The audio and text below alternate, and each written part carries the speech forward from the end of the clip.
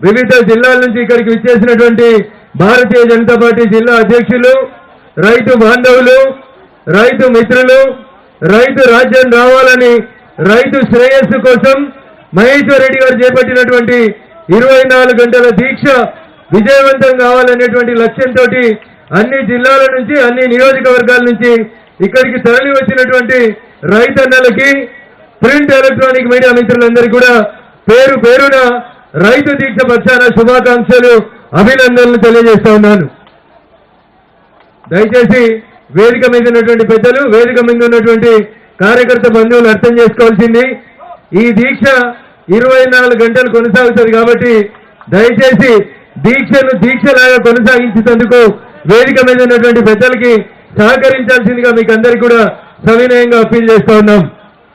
ఎద్దేడ్చిన వ్యవసాయం, రైతు ఏడ్చినటువంటి రాజ్యం బాగుపడదని చెప్పి తెలంగాణ పల్లెటూర్లలో ఒక నానుడి ఉంటుంది. చంద్రశేఖరరావు తెలంగాణ రాష్ట్రం ఏర్పాటైన తర్వాత 10 సంవత్సరాల పాటు అనేక రకాలైనటువంటి హామీలు ఇచ్చి రైతన్నల్ని మోసం చేస్తే వేల సంఖ్య లోపల రైతులు ఆత్మహత్య చేసుకున్నారు. ఇది నిజం, నగ్న సత్యం. కానీ ఏ రోజు కూడా చనిపోయిన ఏ రైతు కుటుంబాన్ని పరామర్శించినటువంటి టీఆర్ఎస్ ఎలియాస్ బీఆర్ఎస్ పార్టీ నాయకులు నిన్నయాల సన్నాయి నొక్కులు నొక్కుతూ ఊర్లో పట్టి తిరుగుతా ఉన్నారు. నేనొకటి ఆనాటి ప్రభుత్వాన్ని ఒక విషయం అడగదలుచుకున్నా, ఈ రోజున్న ప్రభుత్వాన్ని కూడా ఒక మాట అడగదలుచుకున్నా. ఆ రోజు చంద్రశేఖరరావు గారి నాయకత్వంలో అప్పటి ప్రభుత్వం ఏ రకమైనటువంటి తప్పుల్ని చేసిందో ఈ రోజు అధికారంలోకి వచ్చిన కాంగ్రెస్ పార్టీ కూడా అదే తప్పుల్ని కొనసాగిస్తా ఉంది.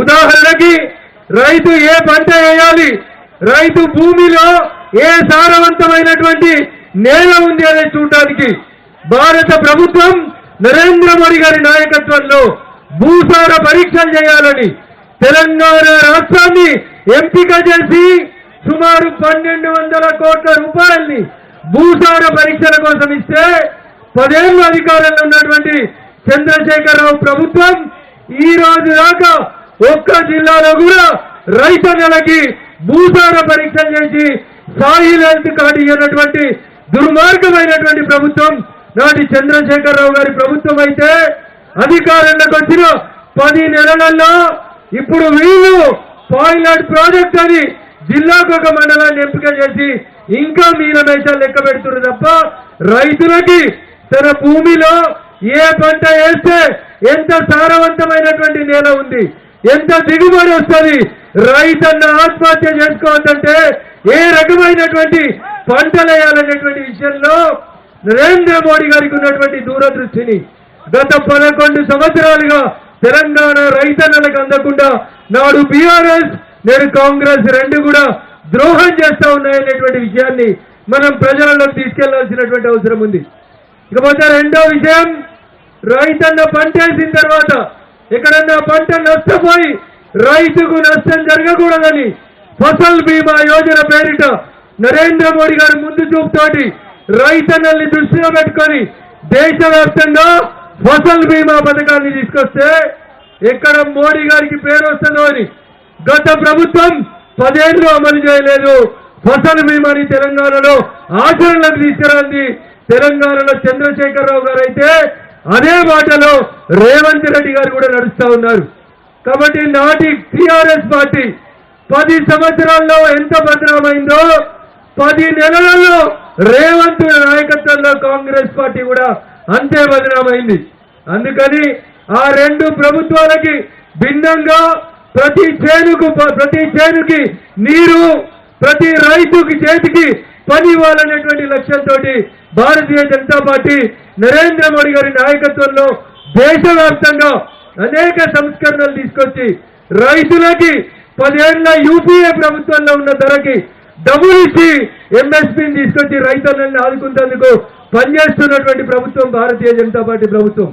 దురదృష్టం, తెలంగాణలో అధికారంలో ఉన్నటువంటి నాటి బీఆర్ఎస్ నేటి కాంగ్రెస్ రెండు కూడా ఒక నాణానికి బొమ్మ బొరుసులాగా రైతుల్ని వంచిస్తా ఉన్నాయి.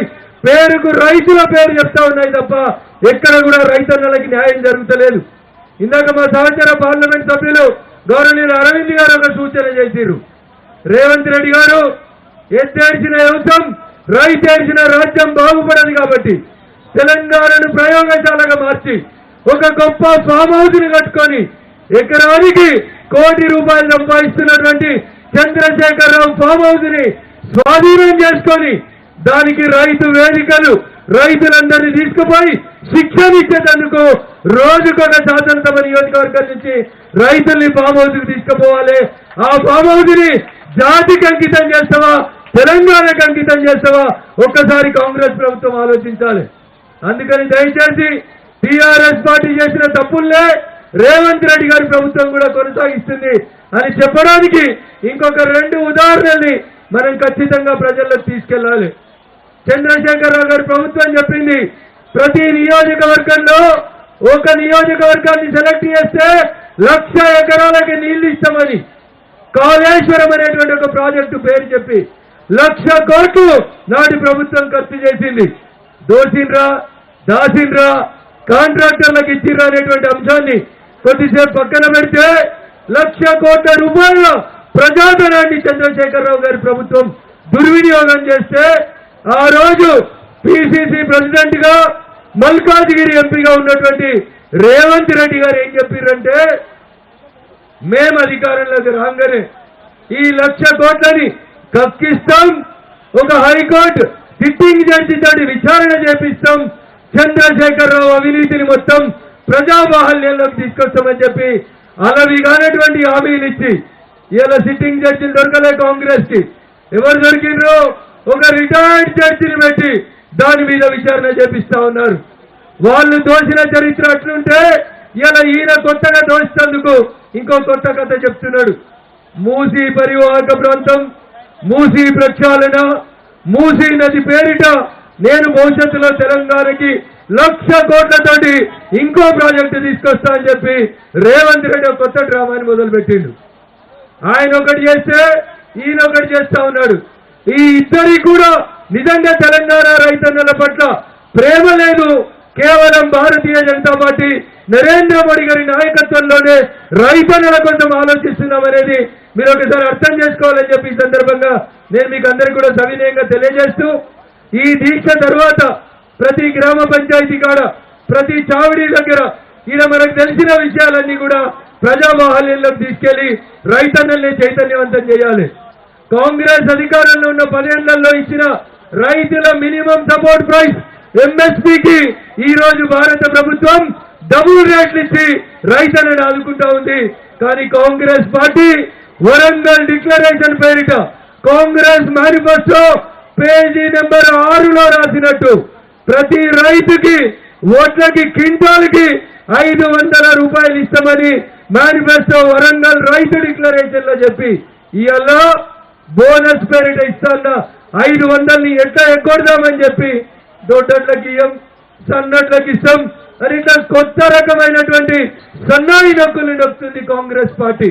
కానీ భారత ప్రభుత్వం నరేంద్ర మోడీ గారి నాయకత్వంలో రైతన్నకి ఎంఎస్పీని డబుల్ చేయడమే కాకుండా రైతుల ఎరువుల ధరలు ఎంత పెరిగినా కానీ సబ్సిడీ మీద ఇచ్చి రైతు వ్యవసాయం చేసుకునేందుకు నరేంద్ర మోడీ గారి ప్రభుత్వం సహకరిస్తా ఉంది.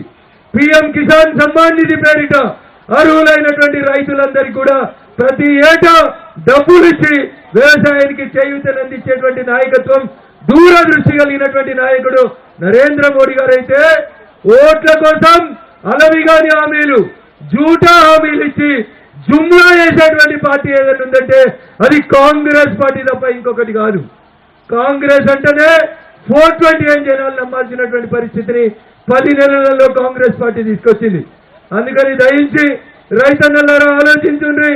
కాంగ్రెస్ ఇచ్చిన హామీలు, కాంగ్రెస్ అమలు చేస్తామని చెప్పిన మాటలు, రైతు డిక్లరేషన్ పేరిట ఢిల్లీకి వెళ్లి నాయకుల్ని తీసుకొని వచ్చి వరంగల్లో చెప్పిన మాటల్ని ప్రతి మొబైల్ ఫోన్ లో ఈ 24 గంటల రైతు దీక్షలో మళ్ళీ మనం ప్రతి ఇంటికి చేరేలాగా వరంగల్ డిక్లరేషన్ సీడీలని మన మొబైల్ ఫోన్లలో వినిపించాలని చెప్పి మీకు అందరికీ కూడా తెలియజేస్తూ కేవలం తెలంగాణ రాష్ట్రంలో తెలంగాణ రైతాంగం ఎదుర్కొంటున్నటువంటి సమస్యలు పరిష్కారం కావాలన్నా ఈ సమస్యలన్నింటికి ఒక దిక్సూచి ఒక నావ కనబడాలంటే దానికి కేవలం భారతీయ జనతా పార్టీ మాత్రమే డైరెక్షన్ ఇవ్వగలుగుతుంది అనేటువంటి ఒక మంచి ఆలోచనతో ఈ 24 గంటల రైతు దీక్షని ప్రారంభించి తెలంగాణలో ఉన్న రైతన్నల్ని మేల్కొల్పేందుకు పార్టీ చేస్తున్నటువంటి ఈ లక్ష్యాన్ని, ఈ కార్యక్రమాన్ని ప్రతి బూత్ వరకు, ప్రతి గ్రామ పంచాయతీ వరకు తీసుకెళ్లాలని మీకు అందరికీ కూడా విజ్ఞప్తి చేస్తూ అవకాశం ఇచ్చినటువంటి వేదిక మీద ఉన్నటువంటి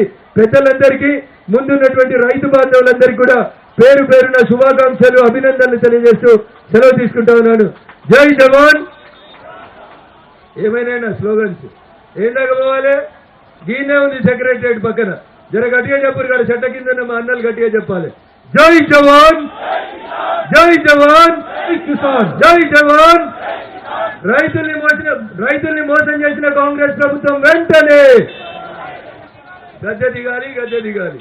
రైతుల్ని మోసం చేసిన కాంగ్రెస్ ప్రభుత్వం వెంటనే, రైతుల్ని మోసం చేసిన కాంగ్రెస్ ప్రభుత్వం వెంటనే 6 హామీలను